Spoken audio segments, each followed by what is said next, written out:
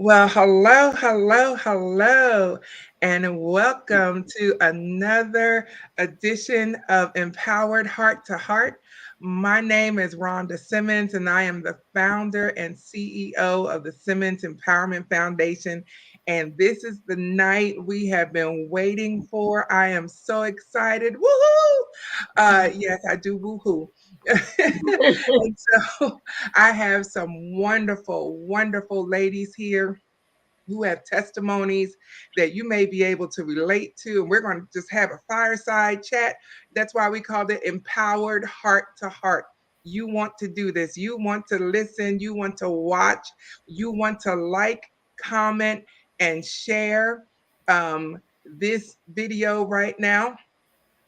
If you're watching on YouTube, please subscribe to our channel so that you'll be notified every time we add an episode. And so we're here and we've got our ladies here. And let me tell you, they are educated, they are empowered, and they are successful. And I'm not going to testify for them because as the old song used to say, can't nobody tell it like I can. And so no one can tell their story like they can. And so I'm just going to let them introduce themselves. And we'll start with Cynthia. Tell us, of course, well, we see your name, but tell us what you do for a living and how you're successful right now.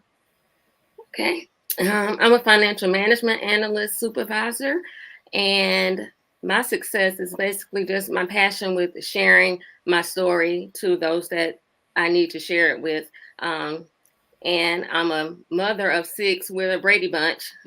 Been married for 3 years now, and we will have a soon to be number 12 grandchild. So I'm excited about that. That is fantastic. Six children, and you're still in your right mind. That's amazing. That is wonderful and happy grandparenthood 12 times over. That is wonderful, wonderful. Carolyn, tell us about your success and what you're doing right now. Kind of same with Cynthia. Well, I'm a health information management director. Medical records is what people most know that terminology. And married 32 years to my second husband. And we have six children. He has two, I have two, and we adopted two. And so, and 12 grandchildren together. So I understand that 12 grandchildren, they are, everybody, who's your favorite mom? Who's your favorite? None of you children is the grandbabies. They're the favorite. So completely understand. So yes, ma'am. Wow, wow. You all have between you and Cynthia, you've got a whole congregation for a church. Right.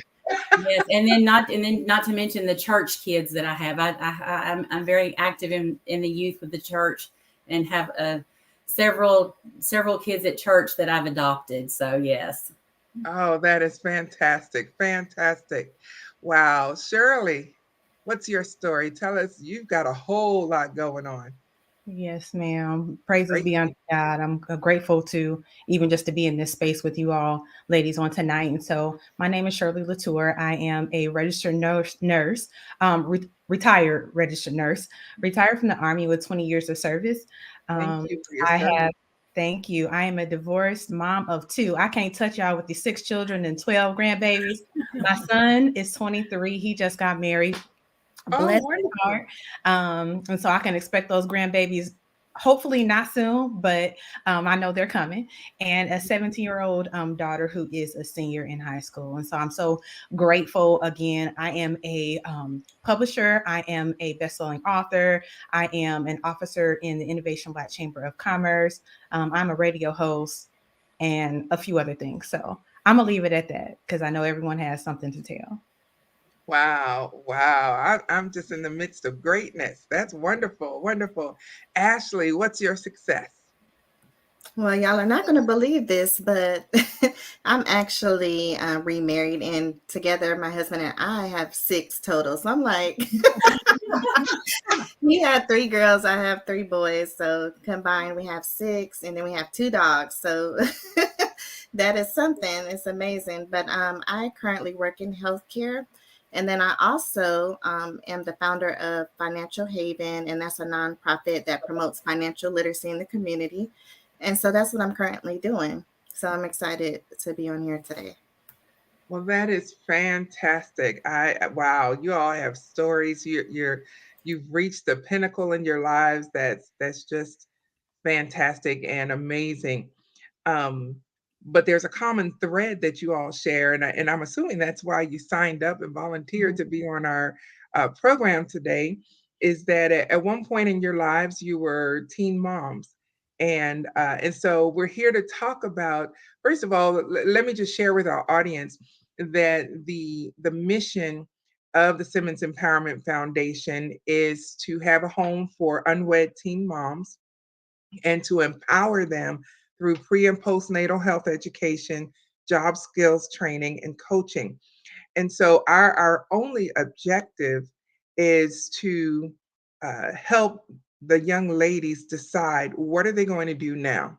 It's not an organization of condemnation or judgment or questions and you would have, could have, should have. We're not there.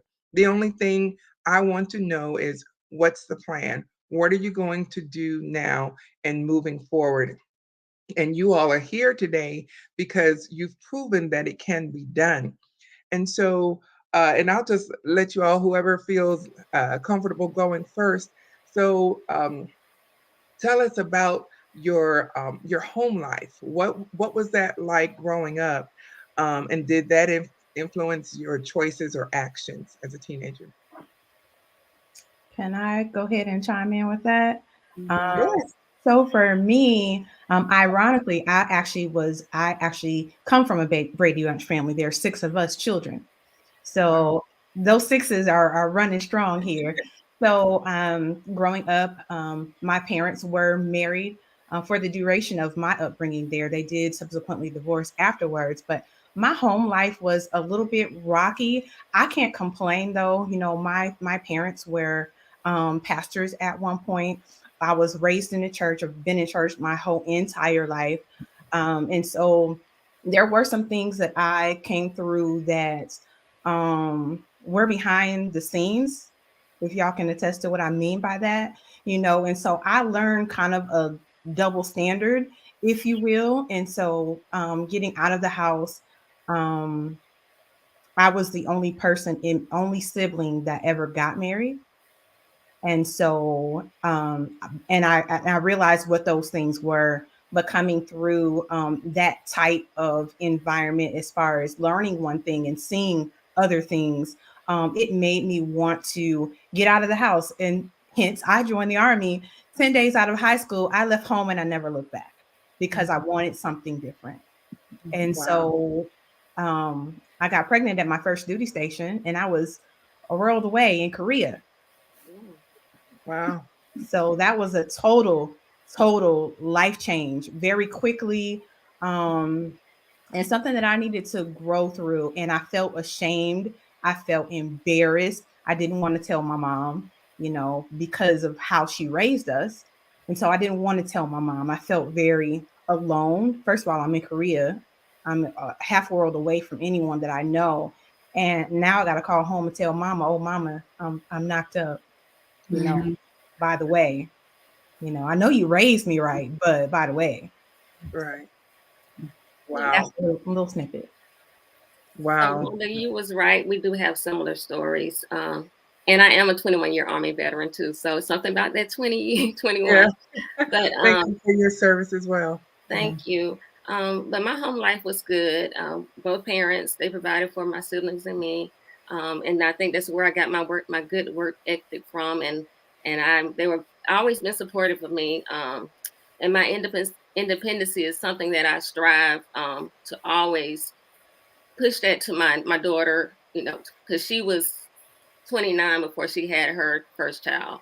But of course I was 18. It's a difference there. But independency is something that they supported from me. And I encourage that from everyone that I come in contact with, because that'll take you a long way.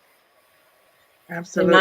Mine was a little different. My parents divorced when I was 5, and my dad's been married 4 times. My mom's been married 6 times, and so it was a roller coaster. My upbringing. Not that my parents were bad people; they weren't, and they taught me good work ethic and things like that. But it was very I was it was very I was had a very wild childhood. I mean, it was pretty much whatever I wanted to do. Me and my mother, at 14, she was taking me to the bar rooms, and we were drinking and partying together and things like that, and I didn't get on any kind of birth control because I wasn't going to get pregnant. It wasn't going to happen to me. I could do whatever I wanted to, and it wasn't going to happen to me. But so it was a completely different, background for me. Wow. Wow. Yeah, I would say for my background, I grew up similar to what Shirley was mentioning. I'm very heavy in the church, went to church quite a bit, and I would say a very strict upbringing. So for me, I think a lot of it happened my senior year, almost time to graduate. It was 18 and had a whole plan. And I think that I was just maybe looking for something else, like, and I don't know if it was an escape or just wanting to spread my wings, but just, could have been more responsible about doing that. So I think that was what happened with me, is just growing up super strict. In the church, and you do experience that shame because you don't want to let your parents down, and you don't know, you just feel that feeling your life is about to change forever, which it definitely does, for sure. Wow. Just listening to your stories just makes me realize, I grew up in a very traditional apostolic church, and just, there were lots of traditions, and tradition has its place. Um, but there are just some things you never talked about. Um, and now what I'm finding is we've got people around us from all types of backgrounds, all walks of life. And as the church, we've got to know how to love all people and how to reach out to people, because truth be told, every person here on this show and watching us, we have all made choices that we'd rather not discuss. That I can honestly say, well, that wasn't my brightest moment, you know. And so again, I say the plan is always, what do I do now? How do I go forward? And I appreciate you all sharing your background. And so when you think back to the time that you were pregnant, as a teenager, as a young woman, I mean, your life is changing instantly. What resources did you need back then that you may not have had access to?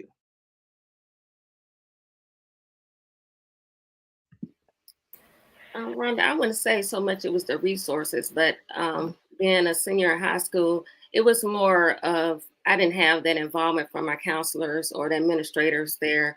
It seemed like they wanted to see me fail.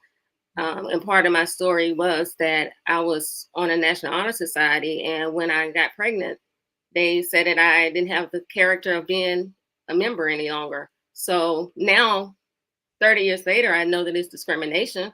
So Mhm. I was kicked out of the National Honor Society, although I was in the top 10 of my class. So I just think I know resources are better now. So they have that services for, from the school administrators now. But back then it was just like I felt it was hurt. It was hurtful for me.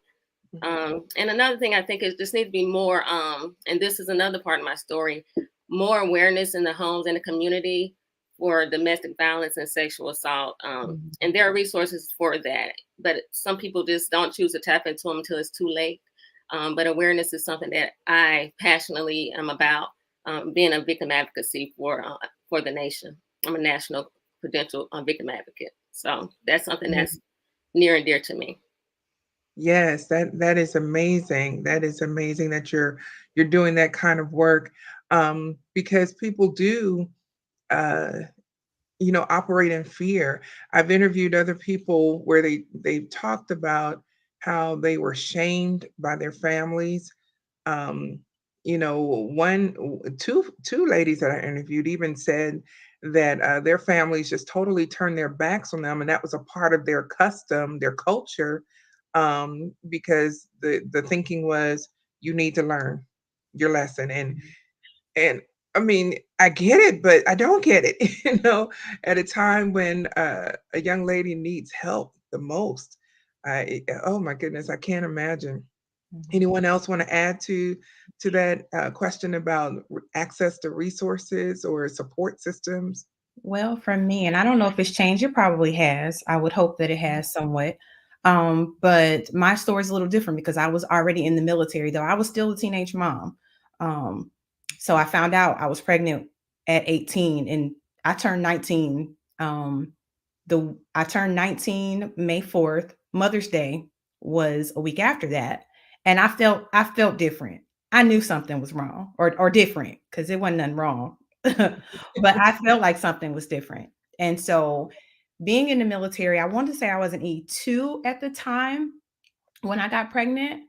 Um, but when I went to go get resources, as far as because I was still in the barracks, big Mhm. stomach and all, they said I couldn't move out until a certain frame. So they sent me back to the US at 5 months.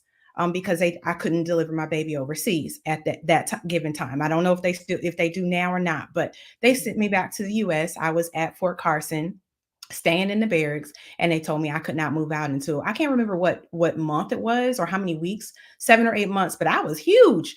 I couldn't turn around in the shower. Eh, Wow. you know, I had no room, very small showers and things. And so I had to find a place to live. Mind you, that being my first duty station, I didn't have a car to drive. I didn't have, there was no roof over my head when I got out and all that stuff. I didn't have credit, Mhm. but I had to get out and find my way Wow. because I was pregnant. I couldn't stay in the barracks. And so those resources of those types of things. So when I went to the WIC office, I was trying to qualify for, and I don't even remember what it was. I don't know if it was food stamps or what it was, but they said I made too much. I'm an E2. Oh my goodness. You might as well Wow. say nothing. I wasn't Yeah. making very much a month.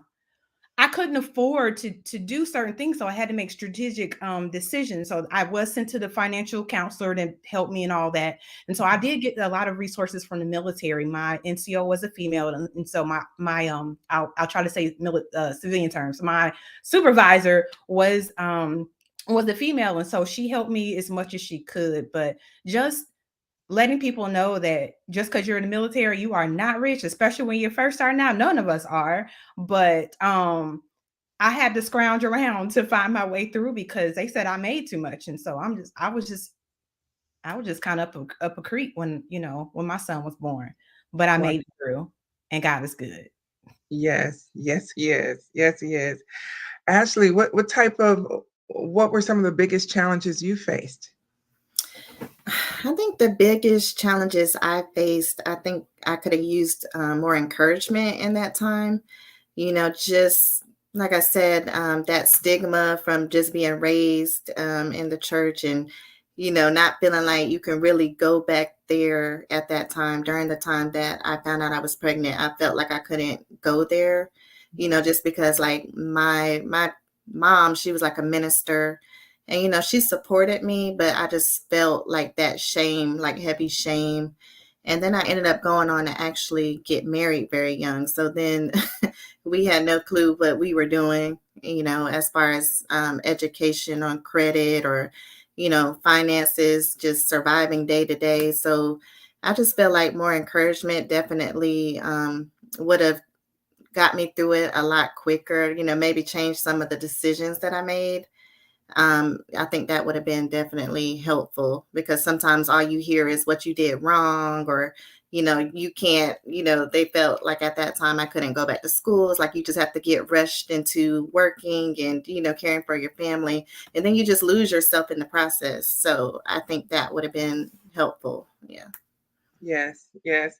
Now, don't get me wrong, I'm all about, um, preventive education and helping young ladies realize that it's okay, to wait and, until you're married, until you're older. I'm all about that. But I have a burden in the heart for these teenage girls who, for so many different reasons, it's not just black and white that, oh, you're pregnant because that was your choice. There are girls that are pregnant because the baby they're carrying is actually their sister, that by their dad. They were, victims of incest, victims of rape. There are so many different scenarios. And so I'm not even going to try to lump everybody in the same bucket, but we've got to show that compassion and show that love and help these young ladies get past the moment and help them build a life. Carolyn, what type of support system? I heard you talk about, how life was with your mom when you were 14 and how I think the word you used was wild. That was. Did you Mhm. have did you have any type of support system to rely on back then? Honestly, my grandmother, if it really wasn't for my grandmother, I wouldn't probably have known about prenatal or anything like that. I had lived in a very rural community, and uh, fortunately, with my mother, I lived in a rural community. Unfortunately, I moved in with my dad, and it was a bigger city, and I didn't need as many credits to graduate high school, so I only needed to go until December, and that's what I did. So I only went to high school until December, and I had enough credits to graduate. Otherwise, I probably would not have graduated high school. So, and again, if it hadn't been for my grandmother, I wouldn't have known what prenatal vitamins were, OBGYN, nothing, I mean, I wouldn't have known any of that. My mother's first response was, you're going to get an abortion. And even though I had no religious upbringing at all, just something deep inside me said, no, I'm not. That was like the last recourse. I wasn't even contemplating that. I was going to have my child. And then, like Ashley, after I graduated high school, I moved in with my boyfriend, and we eventually got married. And then 4 months later, I'm pregnant again with my second child. So I had one right at 18 and one right at 19, and so it was like back to back. And so it was really, really hard. I cannot imagine. Very I cannot I cannot imagine. So you had to figure out how to be a wife and a mom Yeah, all at the same exactly. time. Yeah, Wow.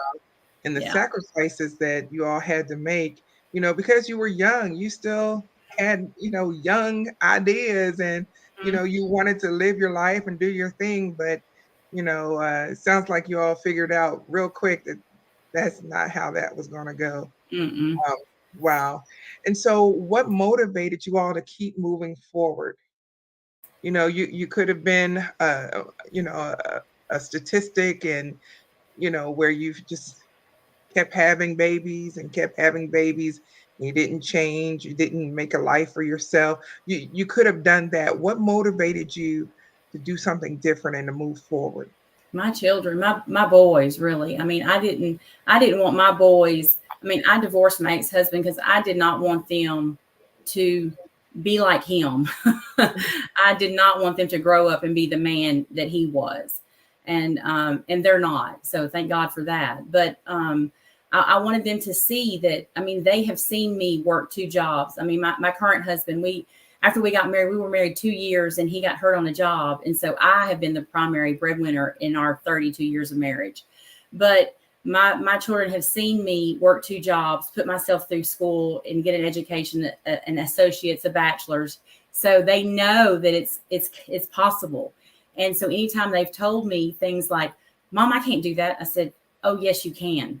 If Mom has done it and raised 4 kids, and 6 kids, you can do it too. You can do it too. So, you're single now, do it while you're single. And of course, they waited till they got married and all this other kind of stuff. But I said, if you'd have done it when you were single, it would have been easier. But, now they see that. But I did it for my children so they could see anything is possible. There is no limit to what you could do. Absolutely. Absolutely. Cynthia, you look I like you second have, that. I mean, not only for my children, but for myself. Some people do things for other people to be proud of them, but I do it for myself. I want to know that I made myself feel proud for my accomplishments. And I just know that failure was never an option. And I didn't allow that to, keep me in those circumstances. So I do know that I'm proud of myself, and I want my children to know that I'm proud of them, because I owe everything to them. And they are the ones that kept me pushing. Like Carolyn said, I didn't stop at that. That's wonderful. That's wonderful. Ashley, what do you think? What motivated you to keep going forward? I would just have to agree. I would have to say it's my kids because I really don't, I felt like I was trying to find a way out the whole time, but I don't think that it really hit me until I went through a divorce, that first divorce, and I realized it's just me and I had to do something. So, one of the first things was going back to school because I was like, I literally, can't get much done if I'm not able to, get that out the way and try to strive for a better career because I realized I'm going to be the primary breadwinner for them. So I was eventually able to go all the way to get my master's degree. So I think that it was just thank you. I just think that my boys, I have 3 boys. I knew when it comes to boys, with sons, we got to do right for them so that they can set a great example for their future families. So I definitely give my kids the credit for that. Yes, absolutely. Absolutely. So, one of the things is, and one of the things that I like to actually, I just lost my train of thought, but I got it back. One of the things that you all said so far is how you pursued your education. And that is so vitally important um, because it's, in my opinion, education is life. It is our ticket out of so many things. It is amazing how just going through education and having the tenacity to get your degree, it changes how you think, it changes how you view the world, it changes how you view yourself. And just to put a little plug in there, the Simmons Empowerment Foundation, we're even offering a scholarship for teenagers. And I got it approved by the board. It's $1,000 scholarship. And if anyone is watching, they can text the word graduate to 33777 to get the link to the scholarship application. We want to be a blessing to someone. We want to help someone. And so it's so important that we help our young people pursue their education. I'm not even concerned about what they want to be. Just get your education. Just go. Just go. There's something about the process of going that changes you. And so, also, I wanted to ask Shirley. So, here's one of my key words to the Simmons Empowerment Foundation is empowerment. I love that word. It gets me going. I can talk about it, but I'm not going to talk about it. I want you all to talk about, what does empowerment mean to you? Shirley, if you can start us off with that. Yes. Well, for me, empowerment means to give someone else the tools to know that they have it within themselves. God has given us everything we need. He's placed it within us, but we don't all know that. So helping people to know, and to feel, to see what's already God given inside of them, that empowers them to choose a different way. So that's what it means for me. Yes, yes. Someone else, what does empowerment mean to you? I'm a big proponent of empowering women, period. Just from past experiences with my ex-husband, domestic violence, but I'm a big proponent of empowering women.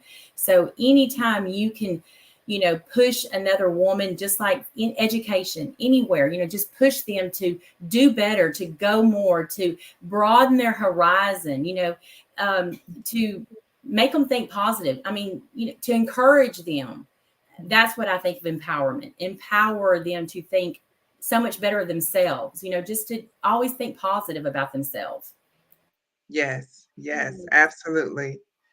Cynthia, you look like you're sitting on the edge of your seat. No, I mean that we all have the same story. Like I said, you have to provide the tools. But to me, it's just instilling in them to never give up, even though they may feel like they want to, and inspiring themselves to surpass the potential that someone else has placed on them.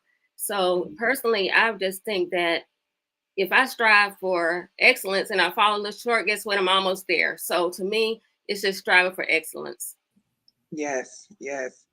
Absolutely. Go ahead, Ashley. I would just say for me, I would just add rise above, because all of us have, the circumstances, but we just chose to rise above. So I think being empowered is just stepping outside of what you see and your reality and just rising above that to get to that next level that you want to get to. Yes, yes, absolutely. So if you had to send a message to your younger self, what would it be?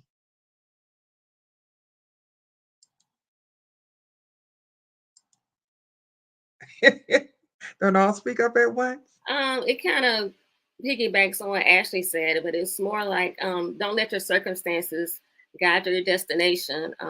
Let it be a reason to continue to press forward. And just remember that to put yourself first, and we're never alone. Even when we think we are, we're never alone. Absolutely. Absolutely. Someone else, what would you tell your younger self? I guess I'll jump in. I'd probably say, girl, it looks bad now, but one day it's going to get better, and don't stop pushing, don't stop striving, no matter how bad it looks. Yeah. Yes. Yes. I would say to myself, self, girl, you are loved. You are loved by God. Don't let anybody shake your faith. Don't let anybody shake you and tell you you are less than, because you are more than a conqueror. Go out and pursue those goals, accomplish, and give love. Give love like you've gotten it from me, the Holy Father. So that's what I would say to myself. Keep on moving. It's okay. Yes. Yes.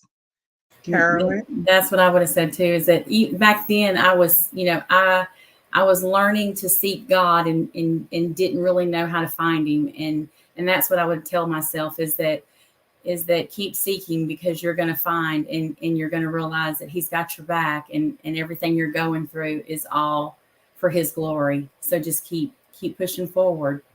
Yes. Yes.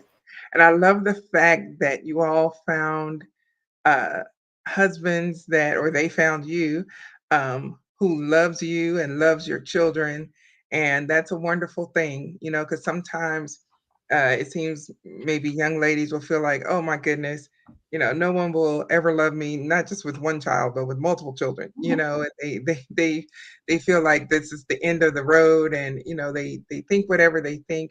But you all are sitting here as proof positive that there's life after teen pregnancy and that you can be successful. Another teen mom that I've spoken to, she likes to say that teen pregnancy is not a death sentence. It's not the end of the story. And I'm glad about that. Um, and so Carlette, and she just posted on the comments, this is good information, especially the younger single mothers of today, but some don't listen. And that is very true. That is very true. But the only thing that we can do is keep sharing and keep being positive and having forums like this so that they can see that there's more to life. They can make it and they can be successful. Speaking of success, some of you have businesses, and since we've got this platform, just give us a 30-second overview of what Financial Haven does and how people can be benefited by that. Yes, so Financial Haven is a nonprofit. We promote financial literacy. So our main goal, we host workshops on different financial topics, and then also provide financial counseling for those who are looking to learn about budgeting, paying down debt, work on their credit. And so we're excited for anyone who may need help with those services. Definitely feel free to reach out. Wonderful. Thank you. Thank you. And that's good to know because there's a scripture in the Bible, and I'm Christian unapologetically so. And so if I refer to scriptures, it just comes to me. But there's a scripture that says, my people perish for lack of knowledge. And, I refuse to die because of my own ignorance. I refuse to be defeated just because I don't know something. So, like I said, education is life.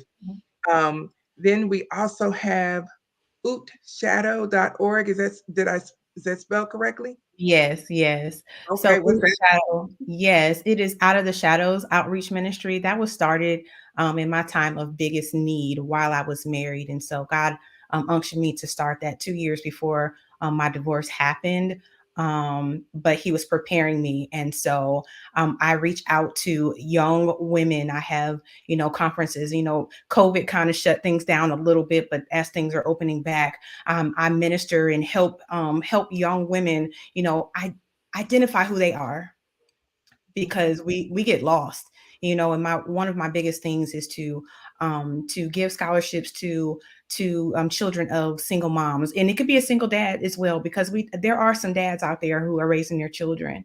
So my hat's off to them, but my primary focus is for women, to help them to know who they are, because a lot of times we come through so many different roles, but who are we without all that other stuff?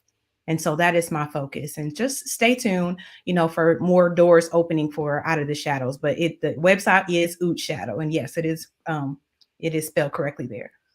Well, good. That is exciting. And not to kind of veer away from what we've been talking about, but when you speak of divorce, I can testify about that, and I'll sum it up in one sentence. I am married now, and this is my second marriage, but I married my ex-husband, and I'll explain in one sentence. My ex-husband and I have known each other since the age of 2, and I won't tell you that I'm 20, but we've known each other. I'll just tell you, we've known each other over 50 years. We were married for 7. We were divorced for 12, but God brought us back together again. And I know everybody can't have that same testimony for whatever reason, but I know the pain of divorce. I know oh my goodness, I know how that feels. Um, but I know God to be a healer. And if I understood what you were saying correctly, Shirley, you help divorced women, heal and get through that process. Not just divorced women, but we all, even married women, Mhm. sometimes we don't know ourselves. So it's not necessarily geared towards the divorced woman, but any woman can benefit from these, I don't want to say sessions, but these events that we have. Yes, yes, that is wonderful, wonderful. Thank you for the vote of confidence, Destiny. Yes, teen moms, they can do it. Absolutely. That's my daughter. Oh, okay. Hey, shout out. That's wonderful. Thank you for watching us and supporting your mom. That's what I'm talking about. That's wonderful. All righty. And so I think we have a couple of more businesses. I told you these were successful women. There's one more. Here we go. See if I get that. Rain.org. Well, that's not my website, but I told you I do victim advocacy work, and that is the national website for reporting assaults and things like that if you need to seek assistance. And I told you my daughter's on the line, and she does work for Healthy Homes in Harker Heights, and she helped the children, youth, and adults that are going through situations that they need assistance with. Sometimes it's from incident that occurred, but then it's better to be proactive, and that's what we have to get in the practice of being proactive instead of reactive. And that's Absolutely. my mother-in-law is chatting in as well. Okay. Carlette is your mother-in-law? Yes. Mhm. Yes, thank you so much for chiming in. I appreciate it. That's great. That is great. Well, let me make sure I haven't overlooked anyone. I think I got everybody. Um, I will let you all in on a little secret. I haven't put out the announcement yet, but I am so excited. The Simmons Empowerment Foundation is planning a community baby shower. Um, and so, not that we're, trying to encourage teenage girls everywhere to, go have a baby, but if you're pregnant, you're pregnant, and so you're going to need some help. And so we're going to have a community baby shower. We're working out the logistics. I'm expecting it to be the end of November, and so you'll hear more about it. And trying to get some more folks involved. But I'm just so excited because there's an old hymn that says, "If I can help somebody as I pass along, if I can cheer somebody with a word or a song, if I can show someone that they're traveling wrong, then my living will not be in vain. And so that's what we're trying to do. We're trying to help by any means necessary. And I am so glad. I'm going to show these websites again. We can get involved, go to these websites, because these are the women here on our show who are working so hard in their respective areas to try to help other people. And so get involved, see what you can do. Even if it's something as simple as donating. Your donations are tax deductible to these charitable organizations. Um, get involved, do what you can do. Oh, thank you. Thank you. Folks are wanting to get involved with the baby shower. That is wonderful. And I will just say this to our listening audience. Thank you. Thank you. That these ladies, these are not just people that live next door to me. These ladies are all over the country. And so it's important that we help. And one thing that the pandemic has taught us, we have figured out ways how to connect and how to get involved. And so there are so many things that can be done to support each other in what we're doing. And so as we wrap up our interview, we've been so excited about this build up here. And as we wrap up our interview here, does anyone have any final words or words of advice that you want to give a teen mom or those who support them, because they're just as important too? Any final words?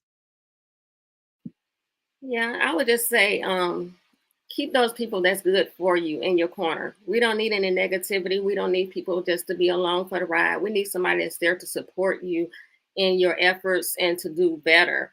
So just encourage yourself and go for your dreams, strive for your goals. It's not the end, it's just the beginning. Yes, yes, absolutely, absolutely. Anyone else? I would go. I would say do something every day towards that goal, just to piggyback on what Cynthia was saying. Set a goal, but break it down into little steps, and each day do something every day to work towards that. So that way you're not overwhelmed. Just don't stop believing that you can get where you're trying to go. Oh my goodness, I need that advice today. Oh my goodness, because sometimes I can stretch myself so thin and then I'm like, I'm overwhelmed, so I'm not doing anything. And so I like that philosophy, Ashley. That is so important, so important. Um, and so I want to thank you ladies for being here. I don't want to cut anyone else off if you wanted to say something. Yes, don't lose sight of yourself. And if you have, refocus.